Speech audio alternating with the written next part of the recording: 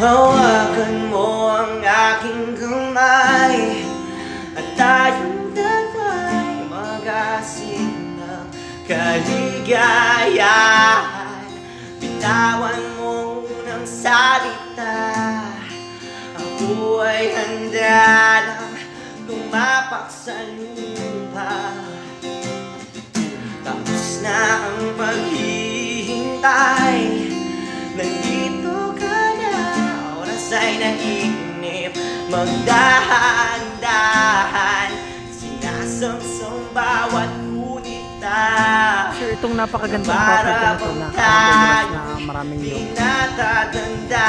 may tayumito, may mangga, flatland na balay na hindi doon naman yung sambit na ng iyong mga labi. Parang isang panaginip, ang muling mapagbigyan. Tayo'y muling magkasama. Hello mga ka-farmlat, good morning po sa inyo lahat. Ayan, kung natatandaan nyo, itong vlog 135 na beach lot na for sale dito sa Aragay, Camarines Sur. Ayan, may tiniriping tayong buyer from Bulacan. Ayan, so hindi natin siya papakita kasi full privacy po nila. So ayan mga ka-farmlat, medyo nagustuhan naman, and ang good thing mga ka-farmlat, nawala yung pagod at puyat natin dito dahil napakagalante po ng buyer natin dahil inabutan tayong worth 10,000 after the tripping. Ayan, tapos ihanap ko daw po silang farmland dito malapit. Ayan, kung natatandaan nyo po itong vlog 135, itong beach. So naghanap po tayo ng mga farmland na malapit dito sa area. And ang good thing mga ka-farmlat, ayun, nakakita tayo ng maganda yung pinakita ko sa inyo sa video kanina. So ayan, umpisa na po natin yung video. So ito po yung pang-recommend natin. And yun mga ka-farmlat, kung hindi po niya magustuhan, kung sakali, and open po ito sa inyo, pwede nyo pong i-avail. So ayun mga ka-farmlat, tara umpisa natin itong property na to. Sa bayan po ito mga ka-farmlat ng Ragay, Camarines Sur. Pero bago po magbayan. So malapit lang. From Manila, mga 7 hours drive. So, hindi na po tayo pupunta ng bayan ng yung didiretso o lalampas pa ng bayan ng Aragay. Kung mga bungad lang po ito. So, yan, mga ka-farmlat, panoorin nyo po. Buhay pa nakapangalan dito? Ha? Buhay? Buhay. Oh. Retired teacher. Mula, hanggang saan yan dyan? Yun ang sabihin yun. Oh. Papunta dun sa matresa kauna yung natutuyo bago yung isang pitak pa sa baba papunta dun. So, hindi nasakop yung may baka. Hindi na yun. Ang sakop lang itong Madre Cacao na yan. Ibang kulay na ito. Oo, ito lang. Oo. Tapos dito, itong maisan hindi sakop. Hindi, iba na may Ito lang. Oo. Hanggang? Doon. Pahaba doon. Oo. May bakod Tapos? dyan, pataas ulit doon. Tapos ito na.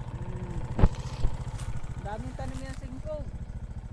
Singkog. Ayun baga, singkog man yan. Ayun, papunta doon, Doon, sa may punta doon, Ito sakop to lahat. Oo, pataas yan doon. Papaganon pa. Oo. Ganda. Magkano daw ito? Hindi ko kasi masyadong inusisa ay. 6.5 ang ano niyan. 6.5. 6.5 million. Sobrang ganda. Oh.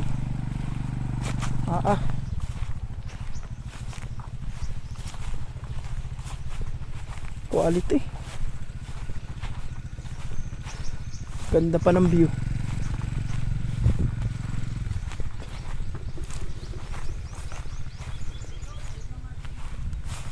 Ganda ng property na to.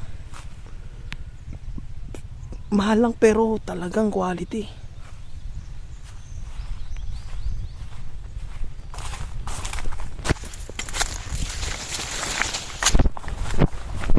Hanggang saan yan dyan?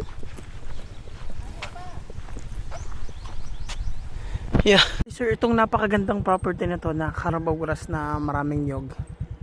Ayan, yan may kayumito, may mangga, flatland na banayad na hili doon na malinis.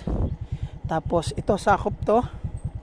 Yan, tas yung puno na yan natuyot hanggang dyan lang po pa ganun pahaba.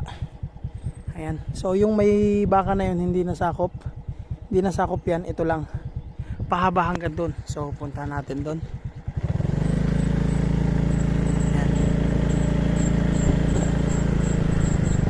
So left and right sakop, sir. Yan.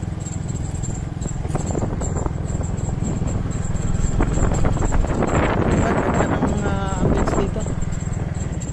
Yan, sakop yan. Dito, dalandana naman dito. Daming dalandan, no? Pila-pila ang dalandan.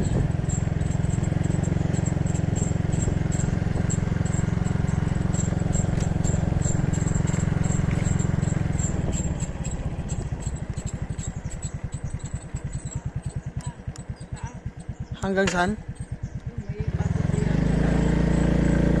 So hanggang dito. Ayan. Napaka-quality sir nito. Ayan, dahil bukod sa mga nyugan, ang babata pa ng dalandan, no? Mapapakinabangan pa to na sobrang tagal. Oh, ganda. Quality. Ano, ang dami pong dalandan. Manggang kalabaw. Then puro dalandan to. Tapos nyog. Ganda. Quality talaga to. Gandang property. So, inikot ko po yung buong area dito, itong isang buong barangay na to. So, wala na po halos na binebenta.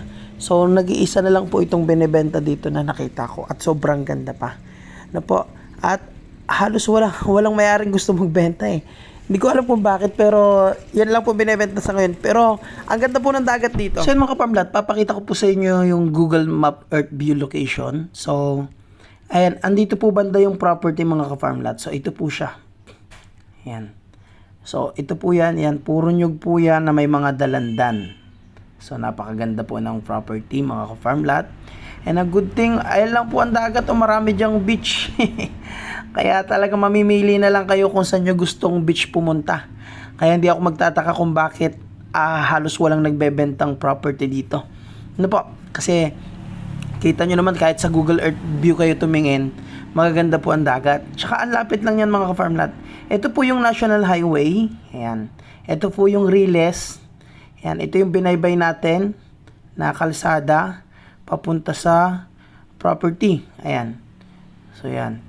So, halos nasa more or less 4 kilometers drive mula sa National Highway. Ang lapit po niyan. And kung pupunta po kayo sa beach naman, from property, ayan. From property mga ka-farm lot, ulitin natin. Mula sa property, pag pupunta ka sa mga beach property, ayan, ang lapit lang mga ka-farm lot, mga 3 kilometers drive. Ikaw na bahala mamili kung saan mo beach gusto pumunta. Ayan. Kaya, from National Highway, mula National Highway po, siguro mga 6 kilometers drive hanggang beach po yan. So, yun, napakaganda mga farm lot. And yun po, ang alam kong information sa ngayon, sabi nung nagturo, 6.5 million daw sa may-ari yon, sa may-ari pa lang, yung 6.5 million. So, 6.5 hectares din. And ang good thing, malapit po sa dagat. And yun, hindi ako mapapaya sa inyo. Kung ano po yung nakita nyo sa video, kung ano yung tsura ng property, yun na po yun. So, napakaganda. So, ayan. So, bahala na po kayo sa akin dyan. So, ayan mga ka-farm lot. Yun, sa ating buyer na napakabuti. Ayan. So, maraming salamat po sa napakabait nating buyer. Ayan. Imagine 10,000 para ihanap ko sila ditong farmland. Ano po? Ayun, wait lang mga ka-farm lot. Natawag yung ating broker. Ayan. And mga ka-farm lot, ito yung inabot sa ating pera. So, so bigay po yan after tripping and then inutusan po ako na ihanap ko pa sila doon ng farmland. And ito naman po yung reservation dun sa beach. Ayan. So, yun mga ka-farmlat, sobrang thankful tayo dun sa buyer. So, sana talaga maka-avail yung buyer natin. And ayun mga ka-farmlat, kaya siguro lalo silang binibless kasi napaka mapagbigay po ng ating buyer. Ano po? Kaya ganun naman po talaga, pag the more na sarado ka, sarado rin ang blessing. Kapag mapagbigay ka, aagos po talaga yung blessing.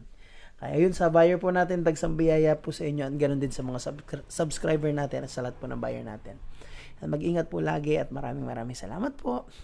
And may bag na tayong hindi mababasa yung ating mga dokumento ng ating property. Ayan, ganda po niya mga ka-farmlat. So thank you po.